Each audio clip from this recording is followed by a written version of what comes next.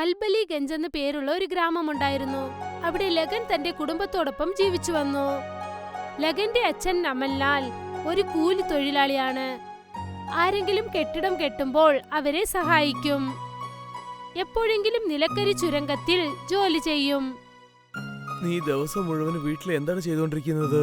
നിന്റെ വയസ്സിലുള്ള പിള്ളേരൊക്കെ ദേശത്തിന് വേണ്ടി ഉപയോഗിക്കുന്നുണ്ട്, ഇല്ല അച്ഛൻ അമ്മനെ സഹായിക്കുന്നുണ്ട്, സോൾജേഴ്സ് ആയിട്ട് നിൽക്കുന്നുണ്ട്. നീ ദിവസം മുഴുവൻ വീട്ടിലിരുന്നിട്ട് സമയം കളയാണല്ലോ. നിങ്ങൾ വീണ്ടും തുടങ്ങി വച്ചാ ഞാൻ നിങ്ങളുടെ എല്ലാ പേരും രക്ഷിക്കും. അപ്പൊ നിങ്ങൾ എത്ര സന്തോഷമായിട്ടുണ്ടെന്ന് നിങ്ങൾക്ക് എന്നെ പറയാൻ പറ്റില്ല. രാവിലെ എണീറ്റാൽ നിന്റെ കിടക്ക് പോലും എടുത്തു വെക്കുന്നില്ല. നീയാണോ ഞങ്ങളെ പോറ്റാൻ പോകുന്നത്? കുളിച്ചിട്ട് നിന്റെ തുണികൾ കഴുകിയിട്, അത് നീ ഞങ്ങൾക്ക് ചെയ്താൽ മതി. അവര് പറഞ്ഞത് കേട്ട് ലഹൻ ദേഷ്യപ്പെട്ട് അവൻ ഇഷ്ടപ്പെട്ട ഓടക്കുഴൽ എടുത്തുകൊണ്ട് അവിടെ നിന്നും പോയി. എപ്പം നോക്കിയാലും അച്ഛൻ അമ്മ എന്നെ തന്നെ ചീത്ത പറഞ്ഞുകൊണ്ടിരിക്കുന്നു. ചില നേരത്തിൽ എനിക്ക് എന്ത് തോന്നുന്നു വെച്ചാൽ വീട്ടു വിട്ടു പോയാലെന്ന് തോന്നും. ഈ ഗ്രാമത്തിൽ ആരും എന്നോട് സംസാരിക്കുന്നുമില്ല, എന്നെ ആരും മനസ്സിലാക്കുന്നുമില്ല.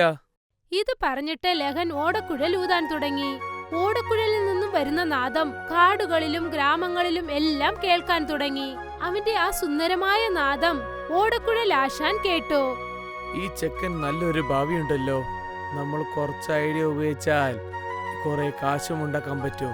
ഇവന്റെ അടുത്ത് അതിനെപ്പറ്റി സംസാരിച്ചു നോക്കാം. ആ ഓടക്കുഴൽ ആശാൻ ലഹന്റെ അടുത്ത് ചെന്ന് എന്തു പറഞ്ഞെന്നാൽ, വളരെ നന്നായിട്ടുണ്ട്. നീ വളരെ ഭംഗിയായിട്ട് ഓടക്കുഴൽ വാസിക്കുന്നുണ്ടല്ലോ. നീ ഓടക്കുഴൽ വാസിക്കുന്നത് എവിടുന്നാ പഠിച്ചത്? ഇതെന്റെ മുത്തശ്ശന്റെ ഓടക്കുഴലാണ്. അദ്ദേഹം എന്റെ പിറന്നാളിന് സമ്മാനമായിട്ട് തന്നതാണ്. എനിക്ക് ഇതിൽ വളരെ നന്നായിട്ട് മ്യൂസിക് ഉണ്ടാക്കാൻ പറ്റും. ലഹൻ വ്യത്യസ്തമായ നാദങ്ങൾ ആ ഓടക്കുഴലിൽ വായിച്ചിട്ട് തന്റെ കഴിവുകൾ അദ്ദേഹത്തിന് കാണിച്ചു. എന്റെ പൊന്നോ, നിനക്ക് വളരെ നല്ല തിരമയുണ്ടല്ലോ. നീ എന്റെ കൂടെ ജോലി ചെയ്യുന്നോ? നമുക്ക് ഒന്നിച്ചു പോയിട്ട് സിറ്റിയിലും പിന്നെ ഗ്രാമത്തിലും ജോലി ചെയ്യാം. ഓരോ സ്ഥലത്തും ഓടക്കുഴൽ വെച്ചിട്ട് നമുക്ക് കാശും ഉണ്ടാക്കാൻ പറ്റും. ആ ആശാൻ പറഞ്ഞത് കേട്ടിട്ട് ലഹൻ ആലോചിക്കാൻ തുടങ്ങി. അവൻ എന്തു തോന്നിയെന്നാൽ, ഈ ആശാൻ പറയുന്നത് നമുക്ക് കേൾക്കാം. പറ്റിയാൽ വീട്ടിന് 2 നേരം റൊട്ടീങ്ങൾ കിട്ടുമല്ലോ, പിന്നെ അച്ഛനും കഷ്ടപ്പെടണ്ടല്ലോ. ശരി, ഞാൻ തയ്യാറായിട്ടുണ്ട്. ഞാൻ നിങ്ങളുടെ കൂടെ എല്ലാ സ്ഥലത്തേക്ക് വന്ന് എന്റെ തിരമ കാണിക്കാൻ ഞാൻ തയ്യാറാണ്. അടുത്ത ദിവസം മുതൽ ആ ആശാനും ലഹനും ഗ്രാമങ്ങൾ തോറും ചെന്ന് ഓടക്കുഴൽ വായിച്ചു. ജനങ്ങൾ അവർക്ക് ഇഷ്ടപ്പെട്ടതുപോലുള്ള കാശ് അവർക്ക് നൽകി. അവരുടെ ജീവിതം അതുകൊണ്ട് നല്ല രീതിയിൽ നടന്നുപോയി. കുറച്ച് ദിവസങ്ങൾ കടന്നുപോയി. ലഹൻ ഇപ്പോൾ തന്റെ കുടുംബത്തിന് കാശ് നൽകാൻ തുടങ്ങി. ഇത് കാണുമ്പോൾ എനിക്ക് വളരെ സന്തോഷമായിട്ടുണ്ട് മോനെ. ഇപ്പൊ നീ അധ്വാനിച്ചിട്ട് വീട്ടിലേക്ക് വേണ്ടി കാശ് തരുന്നുണ്ട്. ഇപ്പൊ എനിക്ക് എന്താ തോന്നുന്നു വെച്ചാൽ എന്റെ മകൻ ശരിക്കും ഒരു ബുദ്ധിശാലിയാണെന്ന് ഞാൻ സമ്മതിച്ചു. അച്ഛാ, ഞാൻ എപ്പോഴും നിങ്ങളെ സഹായിക്കണമെന്നാണ് കരുതിക്കൊണ്ടിരുന്നത്. പക്ഷെ നിങ്ങളാണ് എന്നെ മനസ്സിലാക്കാണ്ട് എപ്പോ നോക്കിയാലും ചീത്ത പറഞ്ഞുകൊണ്ടിരുന്നത്. ഇവിടെ നോക്കും മോനെ, ഏതൊരു അച്ഛനും തന്റെ മകനെ ചീത്ത പറയണമെന്ന് കരുതില്ല. അവർക്ക് അറിവ് മാത്രമേ പറയുള്ളൂ. പിന്നെ എപ്പോഴും അച്ഛനമ്മ പറയുന്ന കാര്യങ്ങൾ കുട്ടികളുടെ എതിർകാലത്തിനാണ്. വളരെ സഹായമായിട്ടും ഉണ്ടാവും. അപ്പോഴാണ് അവിടേക്ക് ലഹന്റെ അമ്മ വന്നത്. നിന്റെ അച്ഛൻ പറഞ്ഞത് വളരെ ശരിയാണ് ലഹൻ. നിന്റെ അച്ഛൻ വഴക്കു പറയുന്നത് ആലോചിച്ച് നീ വിഷമിക്കരുത് മോനെ. ഇപ്പോൾ നീ ആലോചിച്ചു നോക്ക്. നിന്റെ അച്ഛൻ വഴക്കു പറഞ്ഞതുകൊണ്ടല്ലേ നീ ഇപ്പോൾ നന്നായി വന്നത്. ഇപ്പോൾ നീ സ്വന്തമായി കാശുണ്ടാക്കി വീട്ടിനും ചെലവിന് തരാൻ തുടങ്ങി. നിങ്ങൾ വിഷമിക്കണ്ട അമ്മേ. ഇപ്പോഴല്ലേ ഞാൻ ഈ ഓടക്കുഴൽ ഇങ്ങനെ വാസിക്കാൻ തുടങ്ങിയത്. നോക്കൂ, ഒരു ദിവസം എന്റെ ഈ ഓടക്കുഴൽ ലോകം മുഴുവൻ അറിയപ്പെടും. ലഹൻ പറഞ്ഞത് കേട്ടതും ലഹന്റെ അച്ഛനും അമ്മയും ഒരുപാട് സന്തോഷിച്ചു. അടുത്ത ദിവസം ലഹന്റെ ആശാൻ ലഹനോട് എന്തു പറഞ്ഞെന്നാൽ, ലഖൻ, എനിക്ക് എന്താ തോന്നുന്നു വെച്ചാൽ ഇനി നമ്മൾ കുറെ ഗ്രാമങ്ങൾ പോകേണ്ടി വരും. എന്നാലേ നിന്റെ ഓടക്കുഴൽ സംഗീതം എല്ലാവർക്കും അറിയാനും പറ്റുള്ളൂ. ഞാൻ ഇതിനെ പറ്റിയാണ് ആലോചിച്ച ആശാനെ. എന്നാ ശരി, നാളെ നമുക്ക് വേറെ ഗ്രാമത്തിലേക്ക് പോവാം. ആ ഗ്രാമത്തിൽ കുറെ പേര് പൈസക്കാരെന്നാണ് ഞാൻ കേട്ടത്. ആ സ്ഥലത്തൊക്കെ കുറെ സെൽവങ്ങളുണ്ടെന്ന് ഞാൻ കേട്ടത്. എനിക്ക് വിശ്വാസമുണ്ട് നിന്റെ ഓടക്കുഴലിന്റെ സംഗീതം കേട്ടിട്ട് നിന്റെ മേലെ പണം മഴയാണ് പെയ്യാൻ പോകുന്നത്. തന്റെ ആശാൻ പറഞ്ഞത് കേട്ടതും ലഗൻ സന്തോഷം കൊണ്ട് തുള്ളിച്ചാടി. പറയണമെങ്കിൽ അവന്റെ ആഗ്രഹവും അതാണ്. കഴിയുന്നത്ര കാശുണ്ടാക്കണമെന്ന് ആഗ്രഹിച്ചു. അടുത്ത ദിവസം ലഹൻ തന്റെ ആശാനോടൊപ്പം തൊട്ടടുത്തുള്ള ഗ്രാമത്തിലേക്ക് ചെന്നു. ആ ഗ്രാമം ഒരു ഭംഗിയുള്ള ആറ്റിൻകരയിലായിരുന്നു. ഈ ഗ്രാമം കാണാൻ വളരെ ഭംഗിയായിട്ടുണ്ട് ആശാനെ. എന്റെ ഗ്രാമത്തിനടുത്ത് ഇത്രയും ഭംഗിയുള്ള ഗ്രാമത്തിനെ ഞാൻ ഇത്രയും ദിവസം അറിയാണ്ട് വിട്ടുപോയല്ലോ. ഇത്രയും ദിവസം നീ ഒരു കൂട്ടിന്റെ ഉള്ളായിരുന്നല്ലോ ലക്കൻ. ഇപ്പോഴല്ലേ നീ കൂട്ടിന്ന് പുറത്തേക്ക് വന്നത്. അതുകൊണ്ടാണ് ഈ ലോകം നിനക്ക് വളരെ വലുതായിട്ട് കാണാൻ പെടുന്നത്. നിങ്ങൾ പറഞ്ഞത് വളരെ ശരിയാണ് ആശാനെ. സത്യം എന്താണെന്ന് വെച്ചാൽ ഞാൻ എന്റെ ഗ്രാമം വിട്ടിട്ട് ഇതുവരെ പുറത്തേ പോയിട്ടില്ല. നീ വിഷമിക്കണ്ട ലക്കൻ. ഇനി ഞാൻ നിന്റെ കൂടെ ഉണ്ടല്ലോ. നീ ഇപ്പോഴാണ് എന്റെ കൂടെ ഈ ചേലംപൂർ ഗ്രാമത്തിലേക്ക് വന്നത്. തീർച്ചയായിട്ടും ഒരു ദിവസം നീയും ഞാനും വന്നിട്ട് വിദേശത്തിൽ എന്തായാലും പോയിട്ട് വന്നേക്കും. ഇതിനൊക്കെ കാരണം നിങ്ങളാണ് ആശാനെ. ഇതൊന്നും ഞാനല്ല, ഇതൊക്കെ നിന്റെ ഈ ഓടക്കുഴലിന്റെ സംഗീതമാണ്. ഇപ്പൊ നിന്റെ ഓടക്കുഴലെടുക്കൂ, വാസിക്കാനും തുടങ്ങൂ. ഇപ്പൊ നിന്റെ ഓടക്കുഴലെടുത്തിട്ട് ഈ മൊത്ത ഗ്രാമം നീ മയക്കി വെക്കൂ. തന്റെ ആശാൻ പറഞ്ഞതും ലഹൻ ഓടക്കുഴൽ എടുത്ത് വായിക്കാൻ തുടങ്ങി. കുറച്ചു സമയത്തിനു ശേഷം ലഹൻ ഓടക്കുഴൽ വായിച്ച് സ്വയം മറന്നുപോയി. കാരണം അവൻ അറിഞ്ഞതേയില്ല അവനെ ചുറ്റി ഒരു ഗ്രാമം തന്നെ വന്നു നിൽക്കുന്നു എന്നുള്ളത്. ലഹൻ തന്റെ കണ്ണുകൾ തുറന്നു. അവൻ നോക്കിയപ്പോൾ ആ സ്ഥലത്ത് അവന്റെ ആശാനെ കാണാനില്ലായിരുന്നു. ആ കൂട്ടത്തിലുണ്ടായിരുന്ന ഒരാള് ലഹനെ തുറിച്ചു നോക്കിക്കൊണ്ടിരുന്നു. അപ്പോൾ അദ്ദേഹത്തോട് ലഹൻ എന്തു പറഞ്ഞെന്നാൽ, ഇവിടെ ഉണ്ടായിരുന്ന എന്റെ ആശാൻ ഉണ്ടായിരുന്നല്ലോ, അദ്ദേഹം എവിടെയാ പോയത്? ലഹൻ പറഞ്ഞത് കേട്ടിട്ട് അയാൾ മയക്കത്തിൽ നിന്നും എണീറ്റതുപോലെ എന്തു പറഞ്ഞെന്നാൽ, ഞങ്ങൾക്ക് എങ്ങനെ അറിയാം? ഇവിടെ ആരായിരുന്നു ഞങ്ങൾക്ക് അറിയില്ല. ഞങ്ങൾക്ക് അറിഞ്ഞ കാര്യം എന്താണെന്ന് വെച്ചാൽ ഞങ്ങൾ ഞങ്ങളുടെ വയലിൽ ജോലി ചെയ്യായിരുന്നു. പെട്ടെന്ന് ഞങ്ങളുടെ ചെവിയിൽ ഈ ഓടക്കുഴൽ ഭംഗിയുള്ള സംഗീതം ഞങ്ങൾ കേട്ടു. അതിനുശേഷം ഞങ്ങളുടെ കാല് ഭംഗിയായിട്ട് ഇങ്ങോട്ട് കൊണ്ടുവന്നു. നിങ്ങൾ എന്താ പറയുന്നത്? എനിക്ക് മനസ്സിലാകുന്നില്ലല്ലോ. ഇവിടെ വന്നതിന് ശേഷം എനിക്ക് എങ്ങനെ തോന്നിയെച്ചാൽ എനിക്ക് വല്ലാതെ ഉറക്കം വരുന്ന പോലെ ഉണ്ടായിരുന്നു. ഞാൻ എപ്പോഴാ ഉറങ്ങിയെന്ന് എനിക്ക് അറിയേയില്ല. നീ സംസാരിച്ചതിന് ശേഷമാണ് ഞാൻ കണ്ണു തുറന്നത്. അദ്ദേഹം പറയുന്നത് കേട്ടിട്ട് ലഹൻ ചിന്തിക്കാൻ തുടങ്ങി. ലഹൻ ആ ഗ്രാമത്തിലെ ആളുകൾ എല്ലാരോടും ചോദിച്ചു. എല്ലാരും അയാൾ പറഞ്ഞതുപോലെ തന്നെ പറഞ്ഞു. വിചിത്രമായിട്ടുണ്ടല്ലോ, ഞാനെന്താ അത്ര ഭംഗിയായിട്ട് ഓടക്കുഴൽ വായിച്ചത്? എന്റെ ഓടക്കുഴൽ ശബ്ദം കേട്ടിട്ട് ഗ്രാമത്തിലുള്ളവരെല്ലാരും ഉറങ്ങിപ്പോയോ? അപ്പോഴാണ് ലഹന്റെ കാതുകളിൽ ആ ആശാന്റെ ശബ്ദം കേട്ടത്. നീ പറഞ്ഞത് വളരെ ശരിയാണ് ലക്കൻ. നീ ഓടക്കുഴൽ അത്രയും മനോഹരമായിട്ടാണ് വാസിക്കുന്നത്. ശരി, വാ, നമുക്കിപ്പോ ഇവിടുന്ന് പോവാം. പക്ഷേ ആശാനെ, നിങ്ങൾ എവിടെയാ പോയത്? നിങ്ങളല്ലേ എന്റെ അടുത്ത് പറഞ്ഞത് ഇവിടെ ഉള്ളവരൊക്കെ എന്റെ അടുത്ത് പടമഴ പെയ്യുമെന്ന്. പക്ഷെ ഇവരെല്ലാരും ഉറങ്ങിപ്പോയല്ലോ. എല്ലാ കാര്യവും നിന്നോട് ഞാൻ പിന്നെ പറയാം. ഇപ്പൊ നമുക്ക് ഇവിടുന്ന് പോയേക്കാം. കുറച്ചു ദൂരം ചെന്നതിന് ശേഷം ആ മുതലാളി ലഹന്റെ കയ്യിൽ കുറച്ചു കാശ് നൽകി. ഇതെന്താണ് ആശാനെ? ഇതാണ് ഇന്ന് നീ ഓടക്കുഴൽ വായിച്ചതിന്റെ പണം. അതെനിക്ക് ജയലാംപൂരിന്റെ ഗ്രാമത്തലവനാണ് തന്നത്. നീ ഓടക്കുഴൽ വായിച്ചുകൊണ്ടിരിക്കുമ്പോൾ എന്നെ ഈ ഗ്രാമത്തിലുള്ള തലവൻ എന്നെ വിളിച്ചു കൊണ്ടുപോയി. നാളെ നമുക്ക് വീണ്ടും വേറൊരു ഗ്രാമത്തിലേക്ക് പോവാം. ആ ദിവസം മുതൽ ആ മുതലാളി ലഹനെ മറ്റൊരു ഗ്രാമത്തിലേക്ക് കൂട്ടിക്കൊണ്ടു പോകും. ലഹന്റെ ഓടക്കുഴൽ നാദം കേട്ട് ഗ്രാമത്തിലെ ജനങ്ങൾ എല്ലാരും തന്നെ മൂழ்കിപ്പോകും.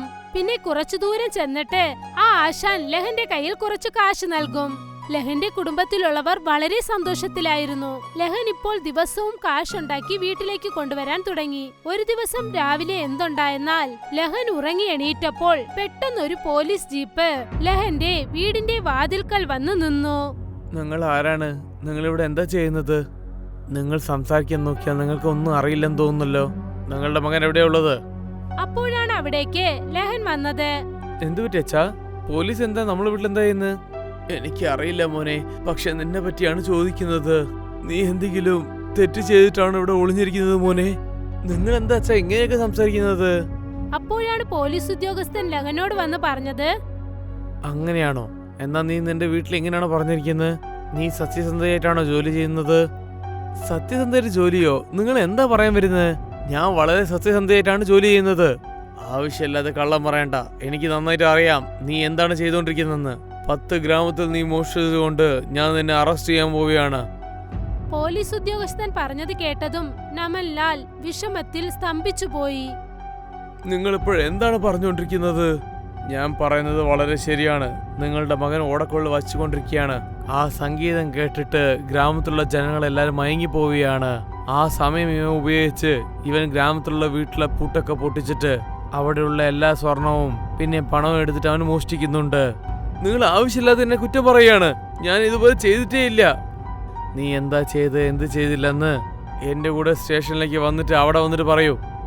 ഞാൻ പറയുന്നതൊന്നും തീരെ വിശ്വസിക്കൂ. ഞാനൊന്നും കള്ളനല്ല. എന്നെ കൊണ്ട് തീർച്ചയായിട്ടും വിശ്വസിക്കാൻ പറ്റില്ല ലക്കൻ. കാരണം നിനക്കെതിരെ ഒരാളോ രണ്ടാളോ അല്ല, അതിന് പകരം 10 ഗ്രാമമാണ് വന്നിരിക്കുന്നത്. പോലീസ് ഉദ്യോഗസ്ഥൻ ലഹനെ അറസ്റ്റ് ചെയ്ത് തടവിൽ കൊണ്ടുവന്നിട്ടു. അപ്പോഴാണ് ലഹന് പെട്ടെന്ന് എന്തോ ഓർമ്മ വന്നത്. അവൻ എന്തോ ഓർമ്മ വന്നെന്നാൽ ഇന്ന് രാവിലെ അവന്റെ ആശാൻ അവനെ കൂട്ടിക്കൊണ്ടു പോകാൻ വന്നില്ല. അവൻ വളരെ ആഴത്തിൽ ചിന്തിക്കാൻ തുടങ്ങി.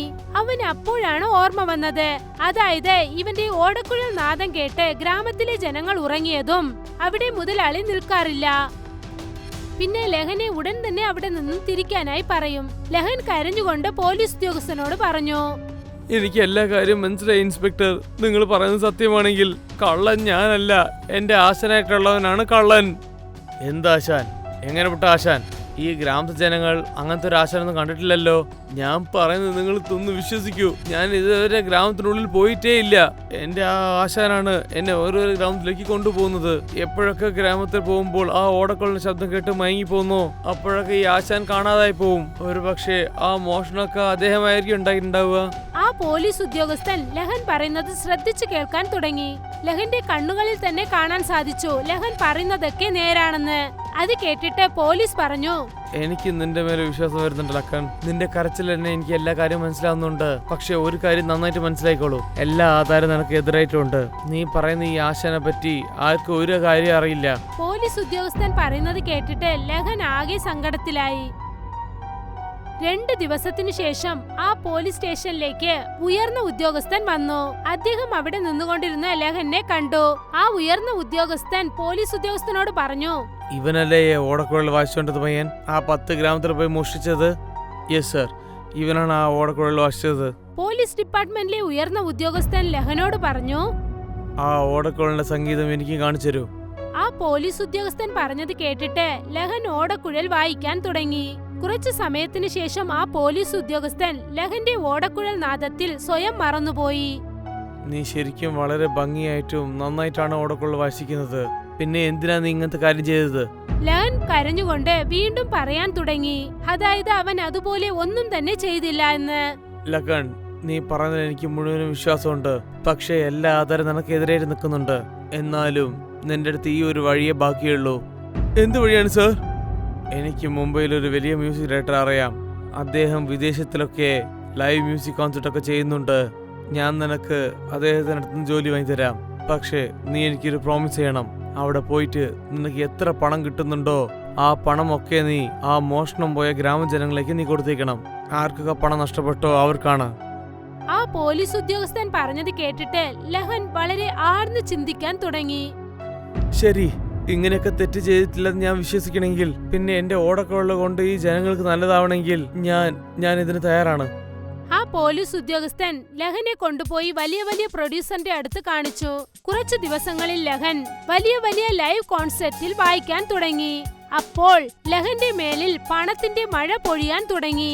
ലഹന് എത്ര കാശ് കിട്ടുന്നോ ആ എല്ലാ കാശും കൊണ്ടുവന്ന് ലഹൻ ഗ്രാമത്തിലെ ജനങ്ങൾക്ക് നൽകാൻ തുടങ്ങി. കുറച്ചു ദിവസങ്ങൾക്ക് ശേഷം ലഹൻ പതിയെ പതിയെ വലിയൊരു പണക്കാരനായി മാറി. ലഹൻ ഇപ്പോൾ അത്രത്തോളം സ്വത്ത് ചേർത്ത് വെച്ചു, അവനെ കൊണ്ട് ഇപ്പോൾ ഒരു 10 ഗ്രാമത്തെ വേണമെങ്കിലും വാങ്ങിക്കാൻ പറ്റും. നീ ശരിക്കും ഒരു കള്ളനല്ല ലക്കൻ. ഞാൻ തന്നെ ഇപ്പൊ പൂർണ്ണമായിട്ട് വിശ്വസിക്കുന്നുണ്ട്. ആ മോഷണമൊന്നും നീ അല്ല ചെയ്തത്. ആ പോലീസ് ഉദ്യോഗസ്ഥൻ ഇത്രയേ പറഞ്ഞുള്ളൂ. അപ്പോഴാണ് ഒരു വയസ്സായ ആള് വളരെ നടക്കാൻ പറ്റാതെ അവിടേക്ക് വന്നത്. ആ വയസ്സിനെ കണ്ടപ്പോൾ ലഹന് മനസ്സിലായി, അത് നിങ്ങളല്ലേ ഈ ആശാൻ? എന്റെ ആശാൻ നിങ്ങളല്ലേ എനിക്ക് ഓടക്കുഴൽ വാശിക്കാൻ വേണ്ടി പറഞ്ഞു തന്നത്? നീ പറഞ്ഞത് വളരെ ശരിയാണ് ലക്കൻ, ഞാനാണ് നിന്റെ ആശാൻ. പക്ഷേ സത്യം എന്താണെന്ന് വെച്ചാൽ ഞാൻ ആശാൻ പറയാൻ വല്ലാതെ നാണിക്കുന്നുണ്ട്. കാരണം നിന്റെ ഓടക്കുഴലിന്റെ ശബ്ദം വെച്ചിട്ട് ഞാൻ ഉപയോഗിച്ച് ഗ്രാമത്തിലൊക്കെ ഞാൻ മോഷ്ടിക്കാൻ തുടങ്ങി. പക്ഷെ നിങ്ങൾ എന്തിനങ്ങനെ ചെയ്തത്? എനിക്ക് അത്യാഗ്രഹം വന്നു സാർ. ഇപ്പൊ നിങ്ങൾ എന്തിനാ ഇവിടെ ഇങ്ങോട്ട് വന്നത് ആശാനെ? ഞാൻ എന്നെ തന്നെ പോലീസിനടുത്ത് സറണ്ടർ ചെയ്യാൻ വേണ്ടി വന്നതാണ്. അതിന് ഒരു ആവശ്യമില്ല. ഞാൻ ഗ്രാമത്തിലുള്ള എല്ലാ ജനങ്ങൾക്കും ഞാൻ കാശ് തിരിച്ചു കൊടുത്തു. പക്ഷെ നിങ്ങൾ എങ്ങോട്ട് കാണാൻ പോയത്? ഞങ്ങൾ നിങ്ങളെ എത്രയോ സ്ഥലത്തിൽ തേടിയിരുന്നല്ലോ. ഇതെല്ലാം ഞാൻ എൻ്റെ ഭാര്യയ്ക്കും കൊച്ചിനും വേണ്ടി ചെയ്തതാണ്. പക്ഷേ വിധിയിൽ വേറെ ഒന്നാണ് എഴുതിയിരിക്കുന്നത്. ഞാൻ ചെയ്യുന്ന ഈ തെറ്റുകൊണ്ടായിരിക്കും ഇന്ന് എൻ്റെ ഭാര്യയും കുട്ടികളും എന്നെ വിട്ടു നിൽക്കുന്നത്. ആരും ഇപ്പോൾ എന്നോട് സംസാരിക്കുന്ന പോലുമില്ല. നിങ്ങളുടെ വിധി ശരിയായിട്ടാണ് എഴുതിയിരിക്കുന്നത്. നിങ്ങൾ മറ്റുള്ളവരുടെ ടാലന്റ് നിങ്ങൾ കുറച്ചു നേരം ഉപയോഗിക്കാം, പക്ഷേ അവരുടെ ടാലന്റ് നിങ്ങൾക്ക് തീർച്ചയായിട്ടും വാങ്ങാൻ പറ്റില്ല. ഇപ്പൊ നിങ്ങൾക്ക് ഇവിടുന്ന് പോയേക്കാം. നിങ്ങളുടെ ശിക്ഷ എന്താണെന്ന് വെച്ചാൽ ഇങ്ങനെ നിങ്ങളുടെ കൂടെ ആരും ഇല്ലാണ്ട് നിങ്ങൾ ചുറ്റിക്കൊണ്ടിരിക്കും. അദ്ദേഹം അവിടെ നിന്നും പോയി. പിന്നീട് ലഹൻ കുറച്ചു ദിവസത്തിനകം തന്നെ എല്ലാ സ്ഥലങ്ങളിലും വിദേശങ്ങളിലും പ്രാബല്യനായി.